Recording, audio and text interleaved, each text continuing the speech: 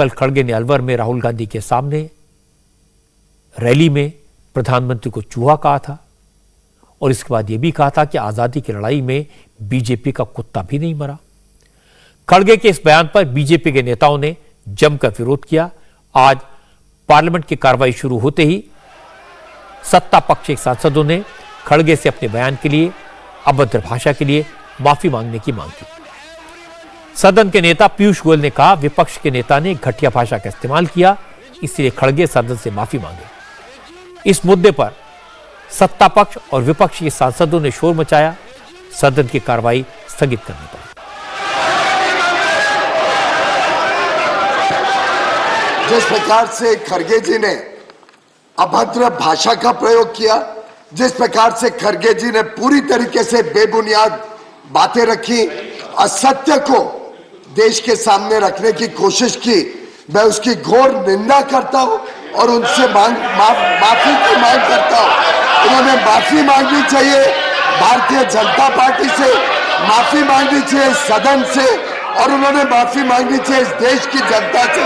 और जिस प्रकार से अभद्र भाषा उन्होंने उपयोग किया, जिस प्रकार से उन्होंने अपनी सोच का दर्शन दिया, उन्होंने अपनी बहुत ही ईर्ष्या का दर्शन दिया।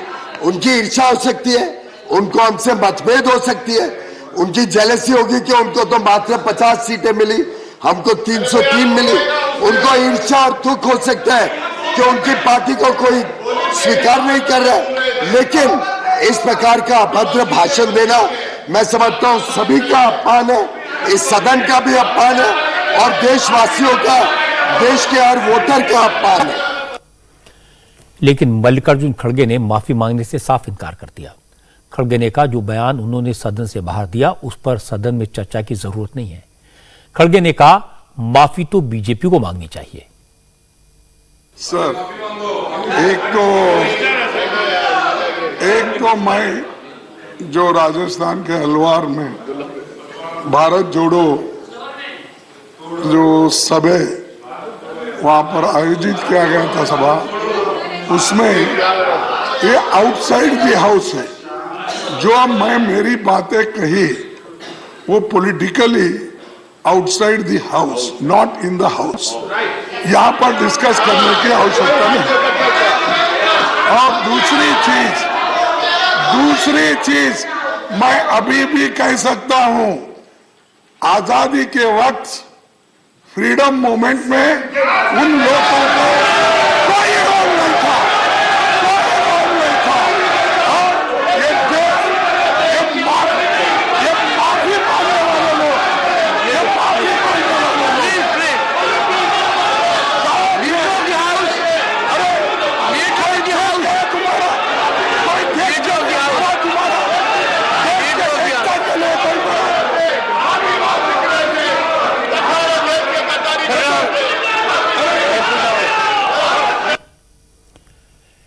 वैसे खड़गे ने कल जो बात अलवर में कही थी वो पहली बार नहीं कही। यही बात वो 3 बार कह चुके हैं। हर बार इस पर हंगामा हुआ, लेकिन उसके बाद भी खड़गे बार बार वही बयान देते हैं। 7 फरवरी 2017 को लोकसभा में राष्ट्रपति के अभिभाषण पर चर्चा हो रही थी। उस वक्त भी खड़गे ने यही कहा था। खड़गे के इस बयान का प्रधानमंत्री मोदी ने संसद में ही करारा जवाब दिया था। मोदी ने कहा था कि वो और उनकी पार्टी कुत्तों वाली संस्कृति से नहीं आते, इसलिए वो किसी के लिए ऐसी भाषा का इस्तेमाल नहीं कर सकते। उस वक्त खड़गे मोदी का जवाब सुनकर खामोश रह गए, लेकिन अब खड़गे ने फिर वही बात दोहराई, इसलिए बीजेपी ने विरोध किया, इससे बड़ा इशू बनाया। बीजेपी के सांसद सुधांशु त्रिवेदी ने कहा खड़गे का बयान स्वतंत्रता सेनानियों का अपमान करने वाला है। आजादी की लड़ाई में सबने मिलकर हिस्सा लिया। जिन लोगों ने कुर्बानी दी उनमें वो शहीद भी शामिल थे जो कांग्रेस के मेंबर नहीं थे, इसलिए खड़गे को अपने बयान पर माफी मांगनी चाहिए। जो कुछ भाषा मल्लिकार्जुन खड़गे जी ने प्रयोग की है वो घोर निंदनीय है और कहीं न कहीं जिस प्रकार के शब्द का प्रयोग किया है ये उस शब्द के समकक्ष उनकी मानसिकता का प्रतीक है।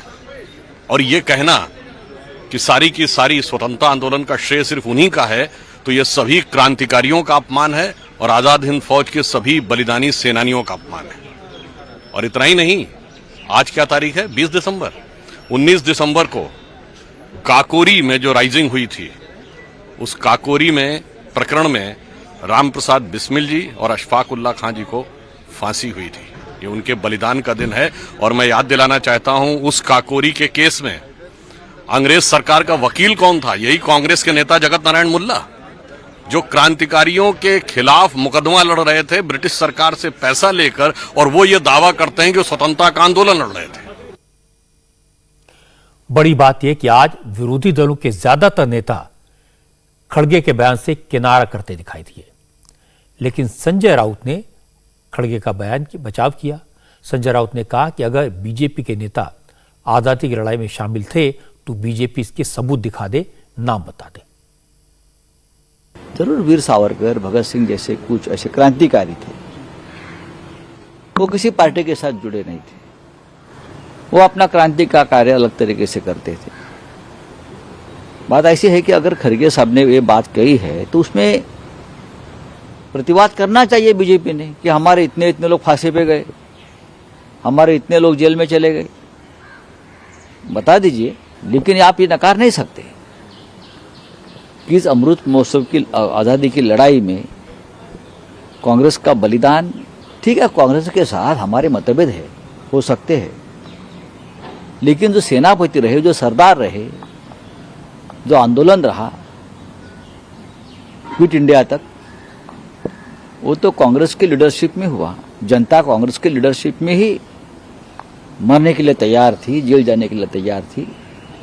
ये इतिहास है और इतिहास कोई बदल नहीं सकता। आप संसद भवन बदल सकते हो, आप राजपथ का नाम बदल सकते हो, लेकिन इतिहास आप नहीं बदल सकते। आप किताबें बदल सकते हो, लेकिन इतिहास नहीं बदल सकते। इंडिया टीवी हर वक्त हर जगह डाउनलोड करने के लिए सर्च करें India TV news Google play store या ऐप स्टोर पर।